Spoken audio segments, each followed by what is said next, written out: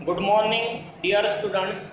Last video में हमने series resonant circuit discuss किया था, जिसमें हमने देखा था कि पर्टिकुलर फ्रीक्वेंसी पे इंडक्टिव रिएक्टेंस और कैपेसिटिव रिएक्टेंस सेम हो जाते हैं। सर्किट प्योरली रेजिस्टिव बिहेव करता है। इम्पीडेंस मिनिमम वैल्यू पे that is equal to resistance पे पहुंच जाता है और सर्किट में से मैक्सिमम करंट फ्लो होता है इम्पीडेंस मिनिमम हो जाने के कारण, और इसलिए उस पर्टिकुलर कंडीशन को रेजोनेंस और सीरीज रेजोनेंट कंडीशन कहा जाता है। उस पर्टिकुलर फ्रीक्वेंसी का ही करंट वहां से फ्लो होने के कारण उसको सिलेक्टर या एक्सेप्टर सर्किट भी कहा जाता है। आज हम डिस्कस करेंगे पैरेलल रेजोनेंट सर्किट। ये थोड़ा उसके रिवर्स है, जैसे वो एक पर्टिकुलर फ्रीक्वेंसी के करंट को एक्सेप्ट करता है, या हम देखेंगे एक पर्टिकुलर करंट के फ्रीक्वेंसी को, यानी एक पर्टिकुलर फ्रीक्वेंसी के करंट को यहाँ वो रिजेक्ट करता है, इसलिए इसको रिजेक्टर सर्किट भी कहा जाता है। वहाँ करंट की वैल्यू मैक्सिमम हो जाती है। यह उस पर्टिकुलर कंडीशन में इंडक्टर और कैपेसिटर का जब रिएक्टेंस सेम हो जाता है तो करंट की वैल्यू 0 पे पहुंचती है, मतलब मैक्सिमम इम्पीडेंस ऑफर होता है। तो कैसे वो यहाँ हमें डिस्कस करना है। अगेन उसके लिए हमें यहाँ ज़रूरत पड़ेगी, जब हम प्योरली रेजिस्टिव सर्किट डिस्कस किए हैं तो उसमें ईएमएफ और करंट इन फेज थे। जब हम इंडक्टिव सर्किट में आए हैं तो ईएमएफ लीड कर रहा था करंट को, करंट लैग कर रहा था ईएमएफ को 90 डिग्री से। मतलब यहाँ ये बताने के पीछे कारण ये है कि हमें अगर ईएमएफ का फार्मूला पता है, उस पर से हम करंट का फार्मूला डिसाइड कर सकते हैं अगर हमें फेज डिफरेंस पता है तो इंडक्टिव सर्किट में ईएमएफ लीड करता है 90 से, करंट लैग करता है 90 से। सिमिलरली कैपेसिटिव सर्किट में ईएमएफ लैग करता है 90 से और करंट लीड करता है 90 डिग्री से। तो ये बातों को ध्यान में रखते हुए हमें इस सर्किट को थोड़ा डिस्कस करना है। तो हमने यहाँ देखे सर्किट में प्योर इंडक्टर है, मतलब जिसका रेजिस्टेंस निग्लिजिबली स्मॉल या निग्लेक्टेड है। कैपेसिटर सी है, दोनों को पैरेलल में जोड़ा गया है और उनके अक्रॉस एक ईएमएफ हम जोड़ रहे हैं एसी सोर्स, जो इस प्रकार से बताया जा रहा है E = E0 sin omega t. इस ईएमएफ के कारण कॉम्बिनेशन को जो करंट जा रहा है, लेट दैट करंट = I, जो कि एक्चुअली I = दो पार्ट में डिवाइड हो जाएगा, I(L) + I(C). उसमें से I(L) is the current flowing through the inductor L and I(C) is the current flowing through the capacitor C। अब हमें सेपरेटली IL और IC के फार्मूलों को देखना और बाद में इस इक्वेशन में वापस आना है IL + IC पे। तो यहाँ IL = ओम्स लॉ के अनुसार EMF डिवाइडेड बाय रेजिस्टेंस जो फार्मूला होता है, तो EMF किसका, इंडक्टर के अक्रॉस का EL डिवाइडेड बाय उसका रिएक्टेंस जो कि XL है, XL यानी कि ओमेगा L। अब EL क्या होगा, तो हमें E0 का फार्मूला पता है, अपना E का फार्मूला पता है, करंट का फार्मूला पता होना।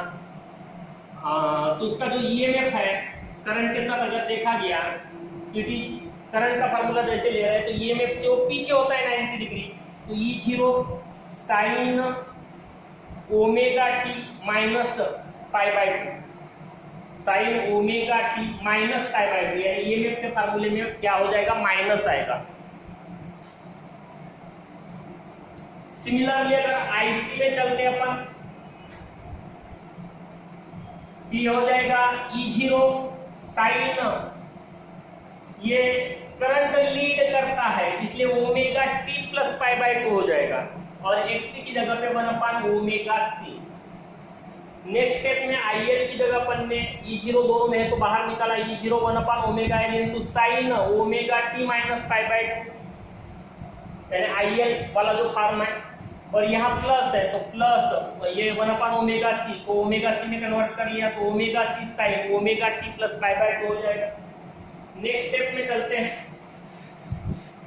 ये ध्यान में आएगा, देखो करंट पीछे होता है इसलिए माइनस लाए अपन ने फेज में, ईएमएफ में ओमेगा टी था, यहाँ omega T minus pi by 2।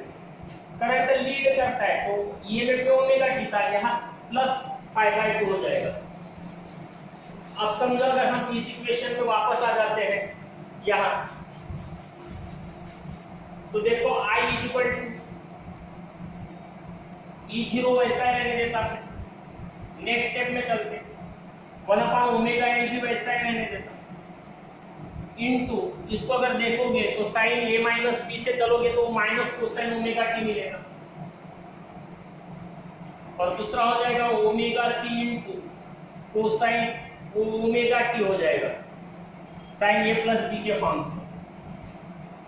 Therefore I equal to E0, ये प्लस वाला टर्म है तो पहले लिखते omega into cosine omega t, और ये minus 1 omega l into cosine omega t, इस प्रकार से हो जाएगा।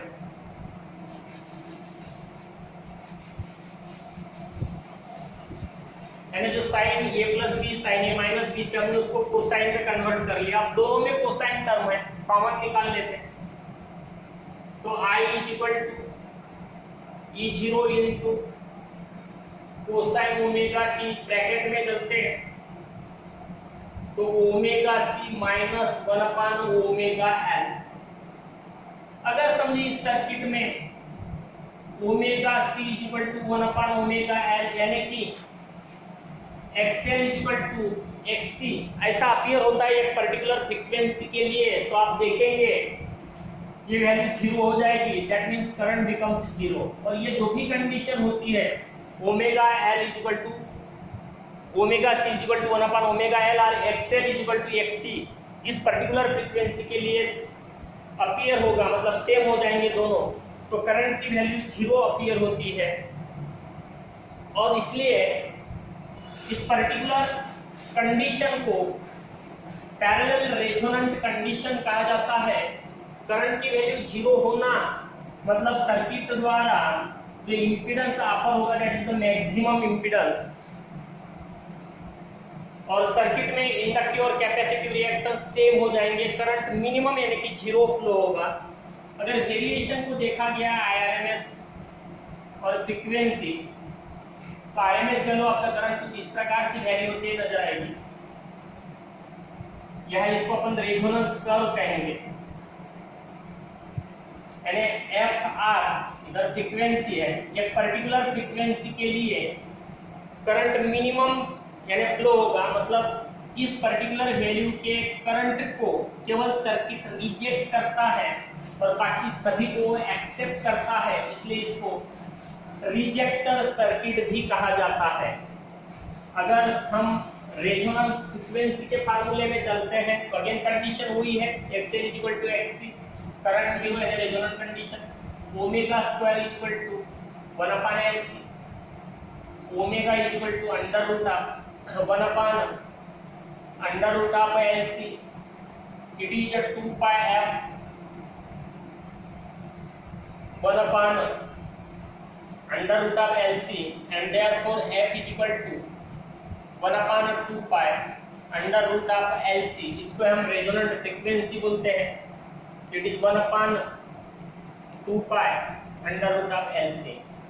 तो देखो दोनों सर्किट्स में डिफरेंस क्या है, तो एक में करंट मैक्सिमम होता है उसी कंडीशन के अनुसार, XL इक्वल टू XC जब हो जाता है पर्टिकुलर फ्रीक्वेंसी पे, और इंपीडेंस मिनिमम हो जाता है, करंट मैक्सिमम फ्लो होता है, तो उसको सीरीज रेजोनेंट कहा जाता है। यहाँ जब इंडक्टिव और कैपेसिटिव रिएक्टेंस की वैल्यू एक पर्टिकुलर फ्रीक्वेंसी पे सेम हो जाती है, तो करंट सर्किट में से मिनिमम यानी 0 फ्लो होता है, सर्किट इंपीडेंस मैक्सिमम हो जाता है। वह उस पर्टिकुलर करंट को सिलेक्ट करता है सर्किट, इसलिए उसको सिलेक्टर सर्किट कहा जाता है। यह इस करंट को वो रिजेक्ट करता है, इसलिए इसको रिजेक्टर सर्किट कहा जाता है। वह इंपीडेंस मिनिमम या अपन कह सकते हैं इंपीडेंस मैक्सिमम।